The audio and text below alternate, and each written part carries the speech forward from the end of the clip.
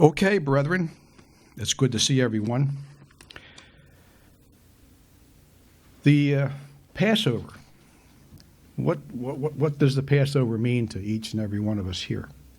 What have we been passed over? Now, in a job atmosphere, if someone is trying to move vertically in a corporation, being passed over is not good. Usually it is not. It means someone else took your place and you're not doing a good job or whatever. But for this holy day, being passed over means we're passed over in death. Our Redeemer paid the price. We're not being held responsible for our own sins, transgressions of the law, stupid things, foolish attitudes, or whatever. Each and every one of us knows those very well. And this is not for a show of hands with regard to that. And I think my list would be a bit longer than most other people's. But nevertheless, we're here. The price has been paid. And the gospel. I was talking to my wife, what is the gospel? What is it? What's the good news? The gospel means good news of what? It's not just that our sins have been paid for, but there's a whole new world. I'm not talking about necessarily a whole new earth just yet, but a new culture, a new government, a new form of living. And it's going to be run by one, a monarch, a just monarch. And my next question that brought to my mind is, what is the theme of Passover, and what's the theme of the good news? What is it? Is it not love? That our Father in heaven so loved the world that he gave us his only Son before we even gave a thought to him or what's been done. The title of this talk is called The Theme. And I also like to turn to 1 Corinthians chapter 2, verse 9.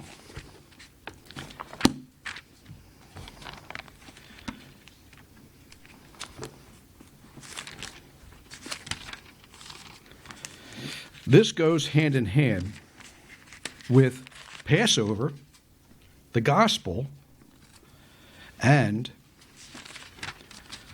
love.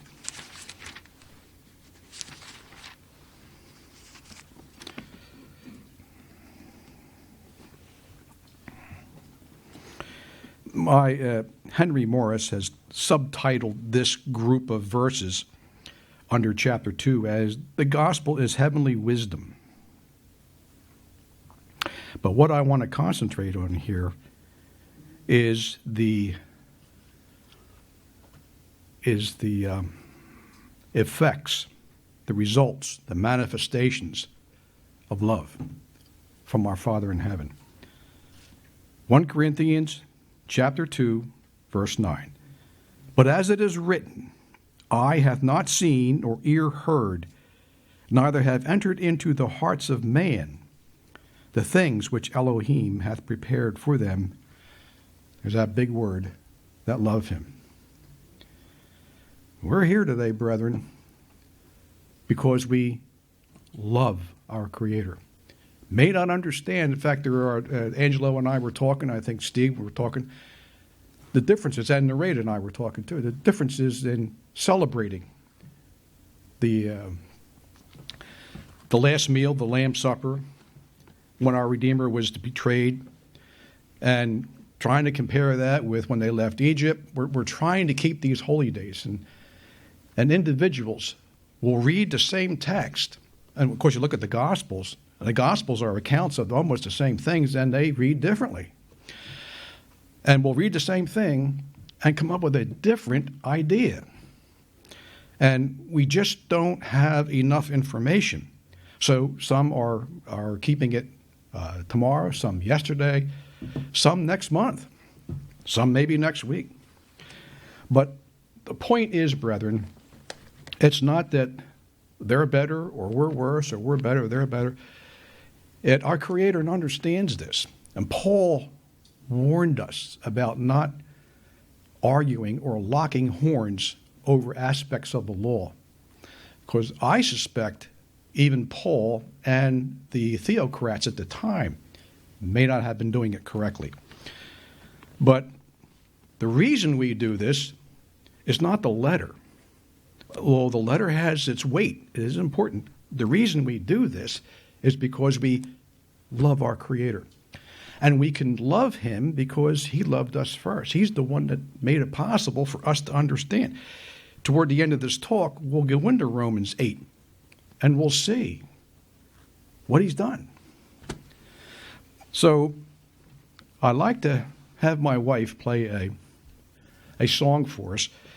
Now, this song that I'm going to play is by the Seekers. It was recorded in 1964. It was written by a gentleman named Tom Springfield. Some of you may have heard of the singer Dusty Springfield. Well, Tom is her brother, and he wrote a lot of songs for her. And this is basically a love song, but I think it is apropos for one's sincere love for just not your soulmate, your wife, but also for our Creator and His wonderful Son. Whenever you're ready, honey.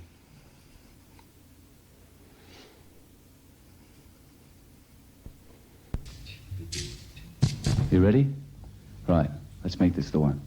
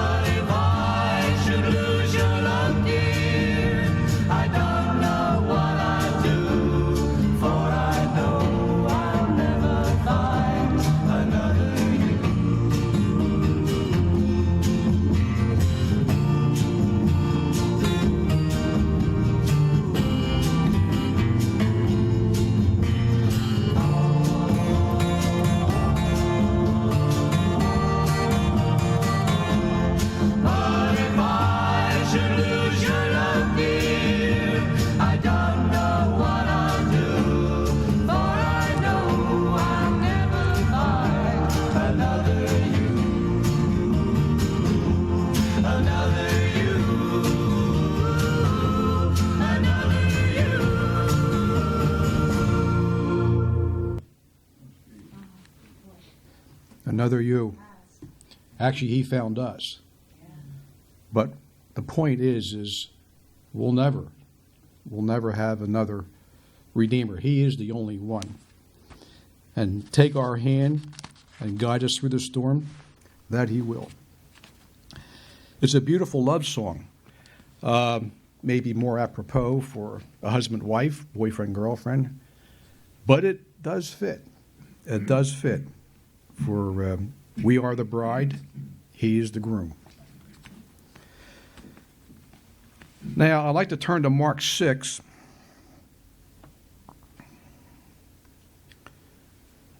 And let's pick it up in verse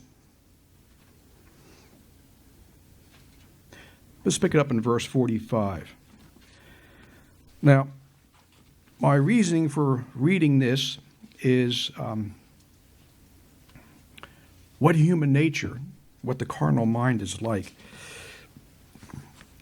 And this is about his apostles, the ones that are close to him. Mark 6, verse 45.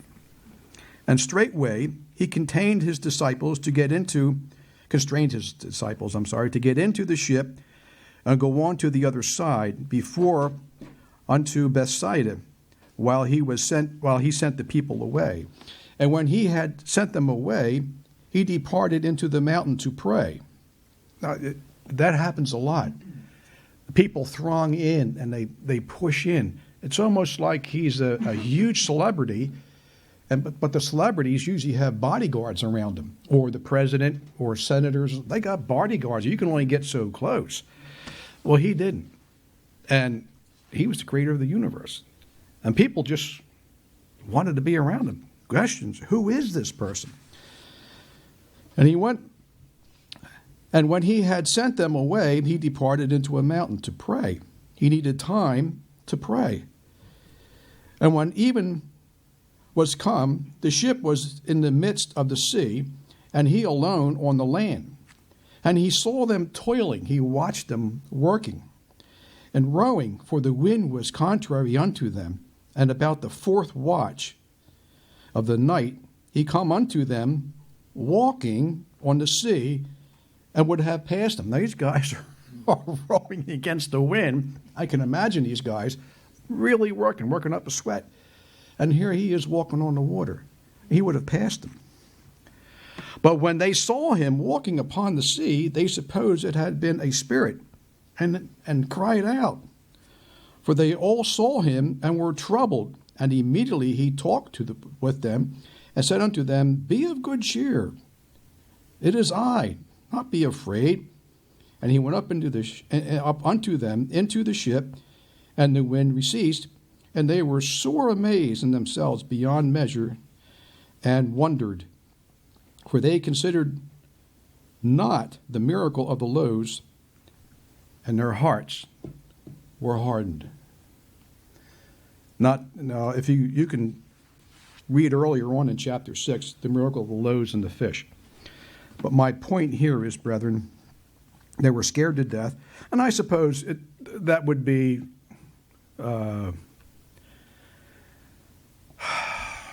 not unreal to be scared, but they had just been with him. They had just been with him, and he fed a multitude of people. And for they didn't consider at all the miracle of the loaves, for their heart was hardened. I don't know how many times I read this, but I just didn't pick up on the hardened hearts. And our hearts have been softened. He's done some surgery on our hearts and minds. Let's turn to Mark chapter 5. Here is another one. Here's another one, and this one speaks of fear. Fear is debilitating. Debilitating. Now, they came over to the other side. Mark chapter 5, picking up in verse 1. Came over onto the other side of the sea into the country of the Gadareans, or Gadareans. And when he was come out of the ship, immediately there met him out of the tombs a man with an unclean spirit. And we'll find out about these unclean spirits.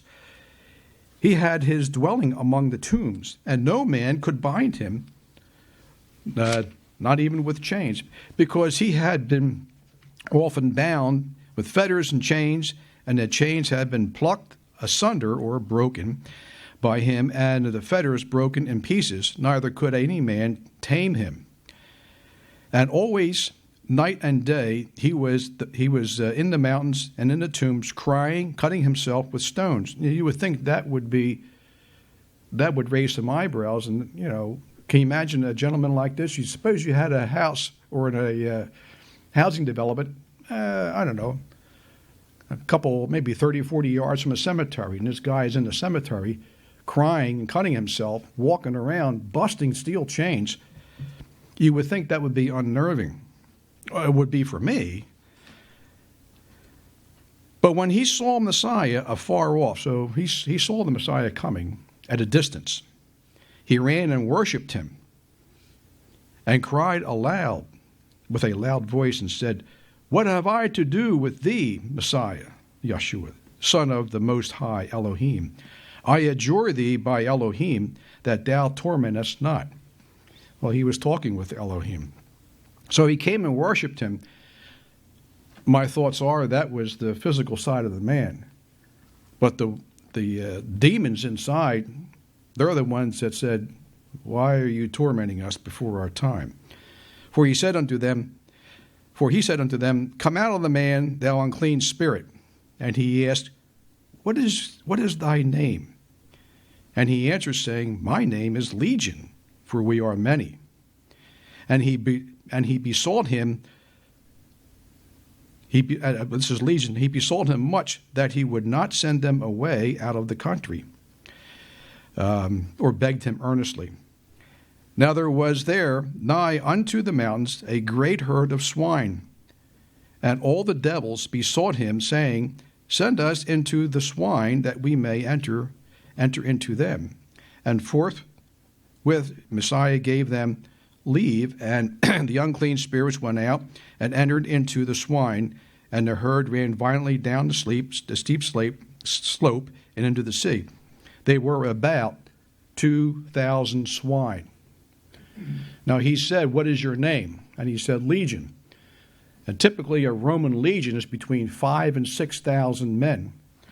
This guy was jam-packed with demons, at least 2,000. If it were not, then the other swine, why would they run down into and drown themselves? And they that fed the swine fled. They were scared to death, and told it to the city and in the country. And they went out to see what it was that was done. And they came to the Yeshua and said to him that was possessed with the devil and had the legion sitting and clothed. And they came to Yeshua and see him that was possessed with the devil and had the legion sitting and clothed in his right mind, and they were afraid. They were afraid. Does that seem a little odd to you guys? It does to me. And they that saw it told them how it befell to him that was possessed with the devil, and also concerning the swine. And they began to pray to him, or to plead with him, to depart out of their coasts. And when he was come into the ship, he that had been possessed with the devil prayed him, or begged him, or pleaded with him, that he might go with him. And howbeit Messiah suffered him not, or would not let him, but said, Go into the home of your friends, and tell them how great things the Master had done for thee, and hath compassion on thee. Now, these people, they saw this man who was completely what we would call crazy, with the strength beyond measure, able to break steel fetters. Granted, the steel back then probably wasn't like a 4130 steel today, which is extremely strong. But nevertheless, fresh flesh and bone are no match for steel. But he broke them. And the townspeople came and saw him in a normal state, talking with the Messiah. A normal mind. They didn't want him around. I want you to leave. I want you to leave. Fear. They were scared to death. It will ruin your day.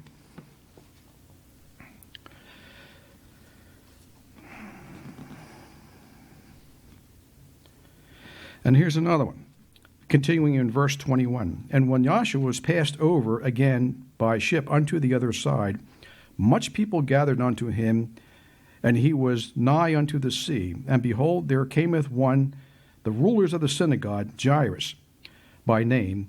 And when he saw him, he fell at his feet, and besought him greatly, saying, My little daughter lieth at the point of death. I pray thee, come and lay thy hands on her, and she may be healed, and she will live. And Joshua went with him, and much people followed him and thronged him. And a certain woman, now I find this interesting, a certain woman which had an issue of blood 12 years, and had suffered many things of many physicians, and had spent all that she had, and was nothing bettered, but rather got worse. When she had heard the Messiah, Joshua came in the press, well, the press meaning the crowd, the press behind, and touched his garment. For she said, If I may touch his clothes, I shall be whole.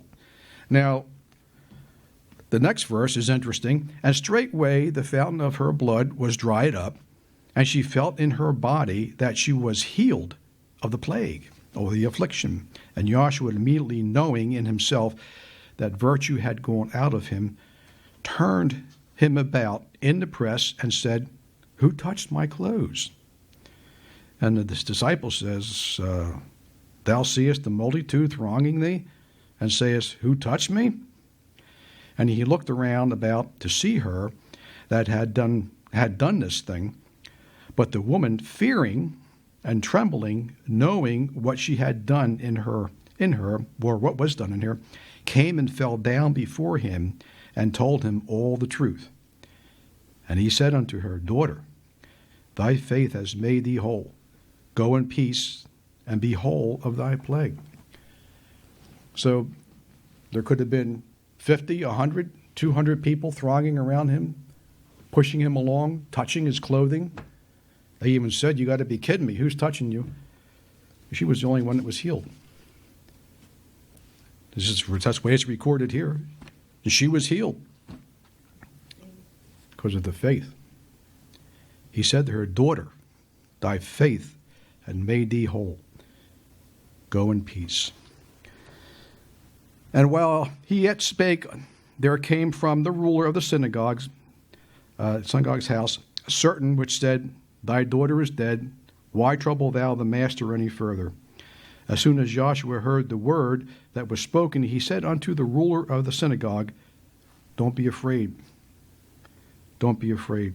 Don't have fear. Only believe. And he suffered no man to follow him, save Peter and James and John, the brother of James. Suffered means to allow.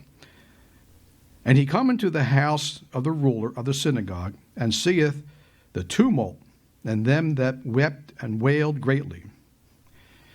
And when he came into them, when he came in, he said unto them, Why make you all this ado, or this commotion, and weep?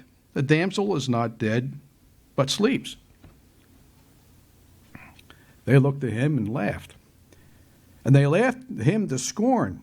But when he had put them all out, and taketh the father and the mother of the damsel with them that were with him, and entereth into where the damsel was lying, he took the damsel by the hand, and said unto her, Talitha cumi, which being translated or interpreted, Damsel, I say unto you, arise.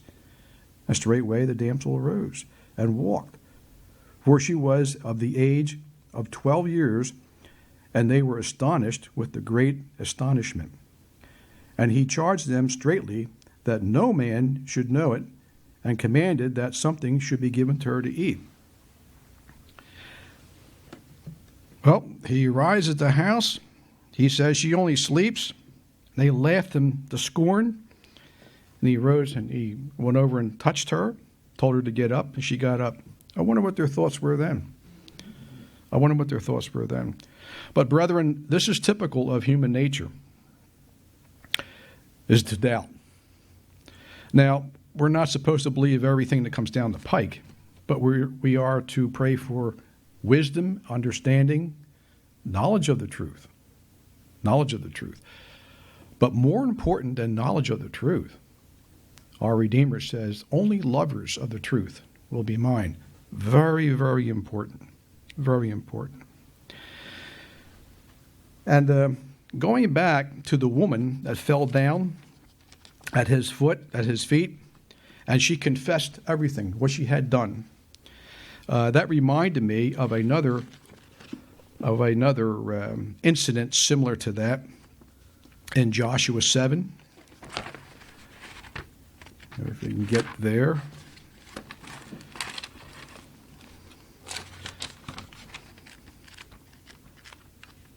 Joshua chapter 7. Now, this is a different situation, but very similar principle.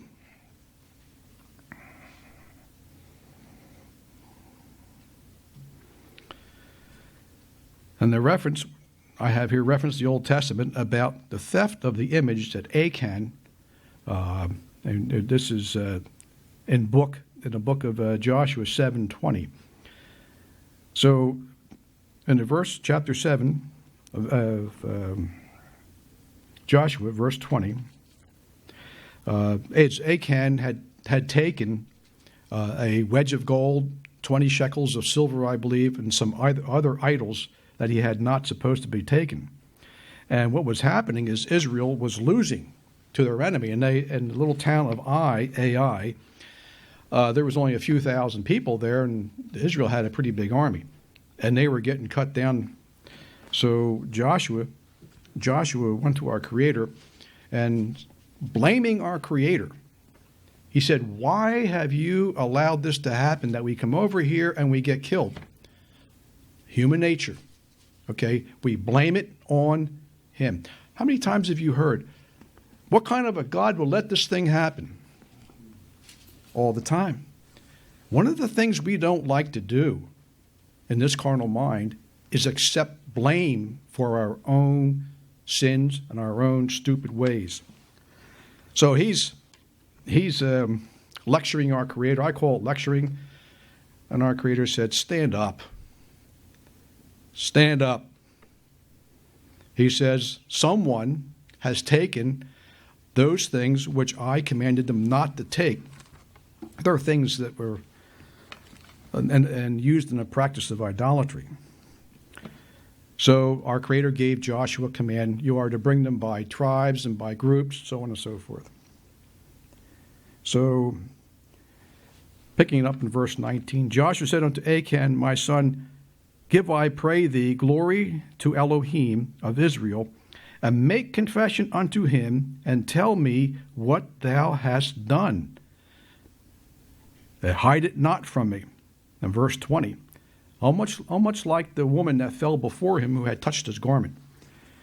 And Achan answered Joshua and said, Indeed, I have sinned against Yahweh Israel, Elohim of Israel, and thus and thus and thus I had done. He was going through a list of things that he had done. He was asked, and the Spirit of our Creator upon him, or near him, it's like hitting the download button, and all this stuff just comes out.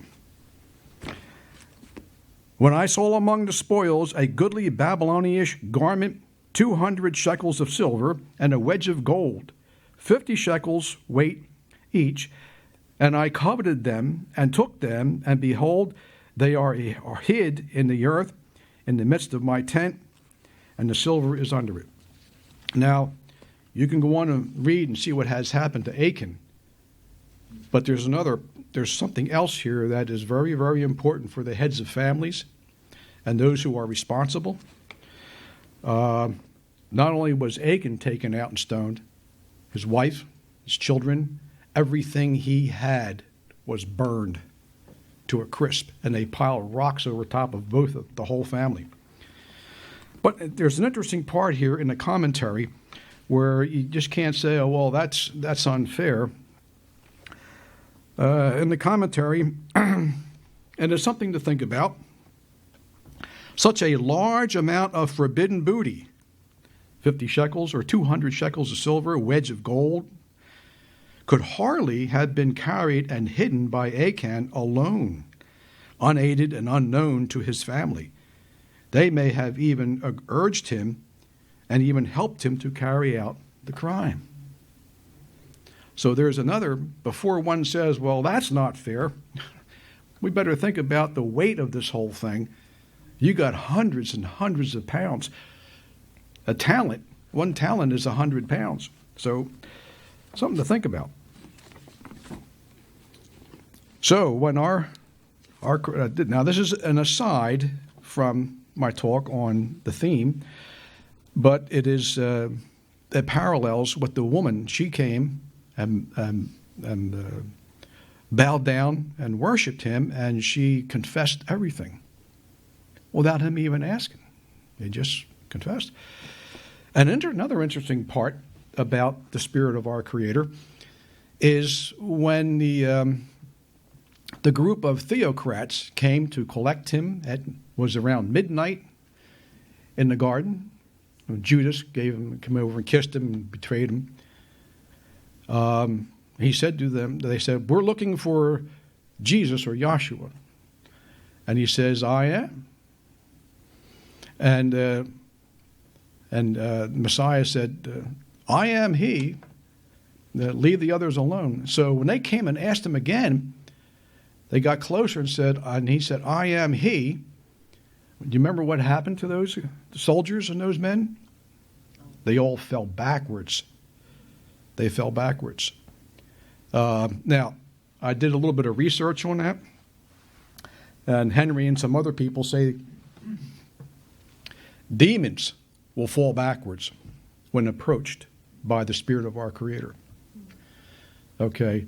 Those who, most everyone else, they come and bow down before him and worship him. The demons are pushed back. Perhaps it was one of these things. I don't know. But that's something to think about. They knew who he was. The demons knew exactly who he was. And then let's turn to Mark chapter 7.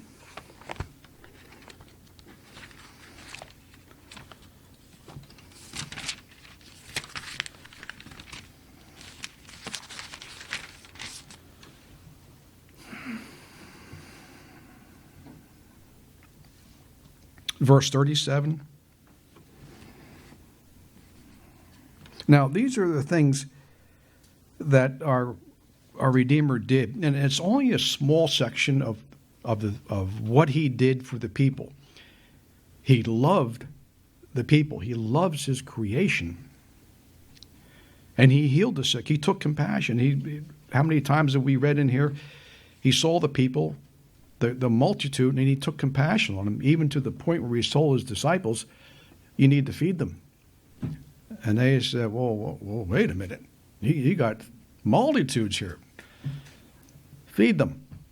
So, of course, they couldn't do that, so he got involved. But the point is his compassion and his love for us is tremendous. When you think about what our Redeemer went through on that torture stake to pay for our sins, and that is a very good example of what it takes to forgive sin. That's what sin looks like when someone's bearing it for you. Read through it and see what they did to him. Mark chapter 7. And this is about a deaf and dumb man. Let's pick it up in verse 31. And again, departing from the coasts of Tyre and Sidon, he came unto the Sea of Galilee through the midst of the coast of Decapolis. And they bring unto him one that was deaf and had an impediment in his speech. And they beseech him to put his hand upon him. And they took him aside from the multitude and put his fingers, he took him aside from the multitude, and he put his fingers into his ears, and he spit and touched his tongue. And looking up to heaven, he sighed. He sighed. And said unto them, Ephathra, that is, be opened. And straightway his ears were opened, and the strings of his tongue were loosed, and he spake plainly. And he charged them that they should tell no man. But the more he charged them, so the more a great deal they published it. And were beyond measure, the people were beyond measure and astonished, saying, He hath done all things well. He maketh both the deaf to hear and the dumb to speak. Now, you remember the scribes and the Pharisees? I'll call them the theocrats. They remind me of our political characters we have today. The politics is about the same. The only difference is the players in these politics. Our Redeemer said to them, they asked him, by what authority you do this and do that? And he says, I'll answer your question, but you answer my question first. John, was it from heaven or from men? And they thought about that. They wouldn't answer him. So he said, I'm not going to tell you either. I won't answer your questions either. And then and they knew who he was. Nicodemus, he knew who he was. So another incident where he was healing the sick and the blind, and the theocrat said, he's doing that by Beelzebub, Lord of the Flies, which is the Babylonian deity. And the political maneuvering here is very similar to what we have today. If someone is popular and the people like them, they won't come directly out and try to challenge him like our Redeemer knew it. And he said, well, where is the baptism of John from? They didn't want to give an answer, because if they said from heaven, then the next question is going to say, well, why didn't you believe him? Or from man, they wouldn't do it. Say man, because the crowd would be on them like flies on sticky paper. So they were careful about what they said and how they set this up. And they tried to set him up several times. So this time they say, well, he's doing this by the Lord of the Flies. And the reason they say that is to gain the affection of the people. They wanted to gain the affection of the people so they could take this guy out. He was a thorn in their side. He was, as we know it today, draining the swamp. And it was just as bad then as it is today. And he knew it. Our Creator understood it and knew it. But he went through all this because it was written. And he told his disciples, if I don't do this, the scriptures are written, I have to do this, what I came for. If I don't, then what's going to happen? I could petition my Father, and he would send 12 legions of angels when Peter was going to whip out the sword. And, we would be history, brethren. But the point here, one of the points here, brethren, is our great love for our Creator that we should have. As that song said, you take my hand and lead me through the storm. I'll never find another you. It's a beautiful love song, and it is, I believe it's apropos for how we may describe our feelings for our Creator. Another scripture I like to turn to, brethren, is Psalm 34:19. And I've been in this before. And when we speak, we are admonished to encourage one another with these things. Encourage one another. These are times when encouragement is needed. Chapter 34 of Psalms.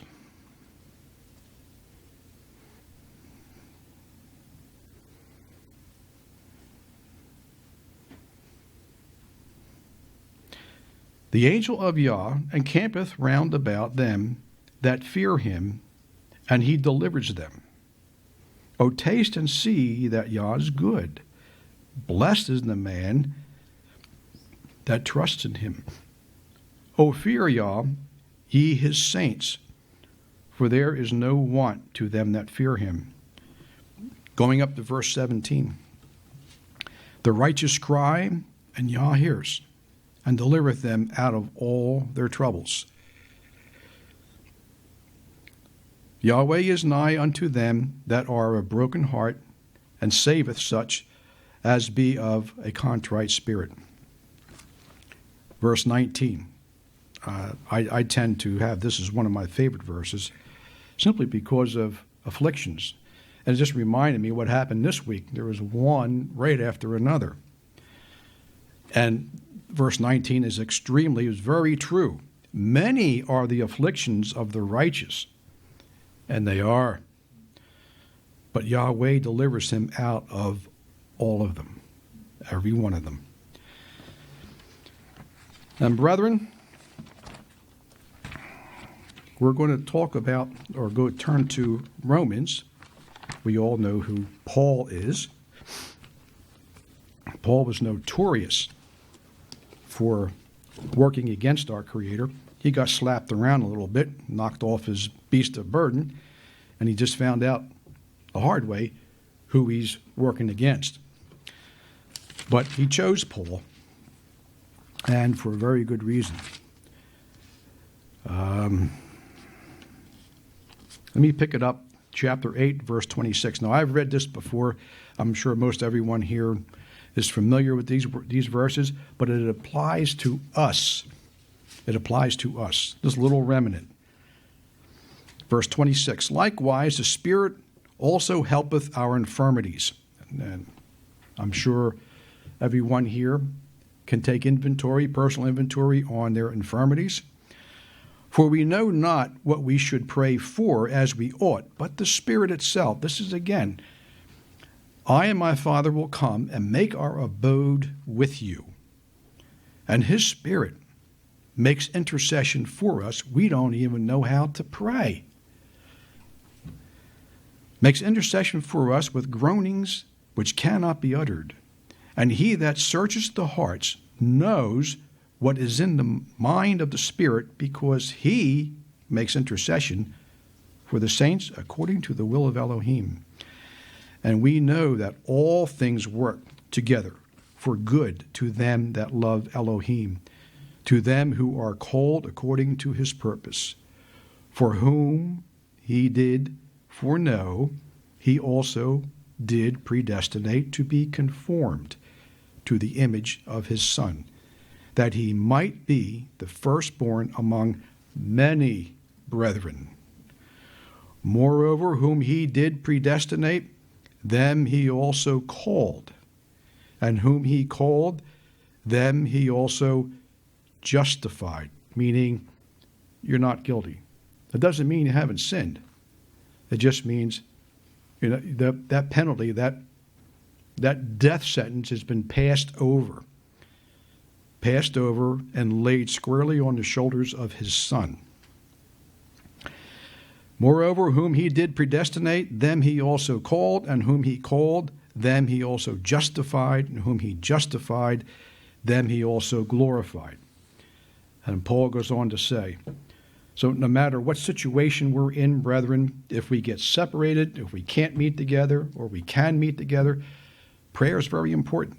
But always remember, this is very important. What shall we say to these things? Verse 29, verse 30. What shall we say to all these things? And the intercession of the Spirit in our prayers. If Elohim be for us, who can be against us? He that spared not his own son, which is what Passover is about, didn't spare his own son. Our sins, before we even knew him, he picked them up. How shall we not with him also freely give us all things? Who shall lay anything to the charge of Elohim's elect? It is Elohim that justifieth. And we have been justified. And this is a day or a time, let me put it a season or a time, that we renew our convictions, our love, if you will, almost like a couple who have been married for 10, 15, 20 years, maybe 30, maybe 50, want to renew their wedding vows. And that's nice. That's a wonderful thing to do. I think if maybe we can get together and do that, Angelo, and get the married couples together and just renew the vows. But here he is. Here we are, standing here, justified, glorified. The gavel goes down. Boom. Not guilty. Nothing of our own. Nothing. And talk about the theme of love. How can we do that? How can that be? We can't. And to me, all honor and glory and praise belongs unto our Creator and unto his wonderful Son, by whom and through whom we are justified. Thank you.